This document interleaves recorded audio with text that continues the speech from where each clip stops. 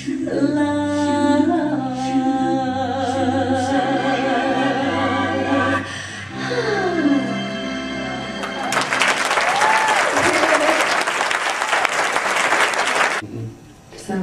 just share a couple stories with us of some stuff that may have happened backstage that wasn't scripted. Okay, so in Houston, when they were trying to figure it all out, the transformation was a David Copperfield effect. I signed my life away, I can't explain to you how it happened. Or it didn't happen.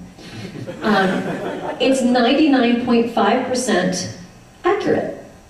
But when you do 800 shows, that's 4 shows where it doesn't work.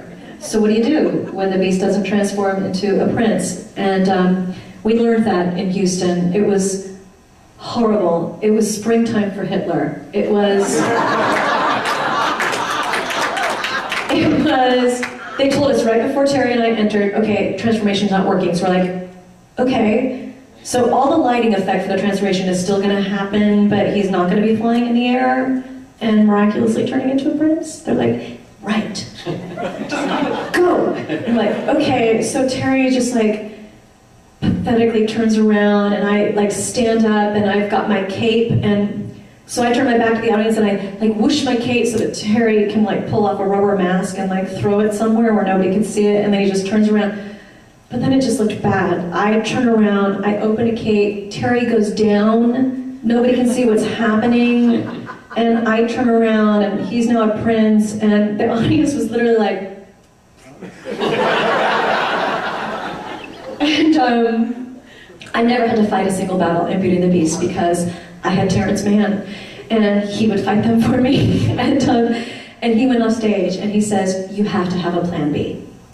And they came up with a plan B, so that this amazing electronic contraption that would make him fly through the air could be manually done, and it would not be as magical, but at least he would transform in a way that was somehow acceptable, because that was awful. There was also, at the end of Act 1, when I'm running through the castle, and Terry's supposed to grab my arm, and I have this rip-away sleeve, and he rips the sleeve, and that's what scares Belle to the point where she feels she has to renege on her promise and leave the castle, right?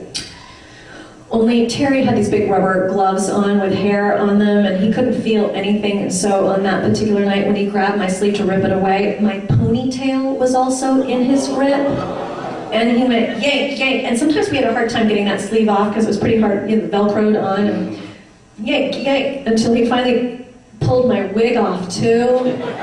And again, I've got that short spiky hair underneath with like a wig cap, so really I just look bald. And I was exiting anyway, so I just left.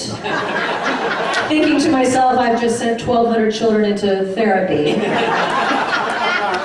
And I think, but what's the Broadway veteran gonna do? So we all look back out on stage, and there's Terry, 6'5", hairy beast, with big hair, you know, in his hair, which is brown hair. It could have blended in, but for the big blue bow.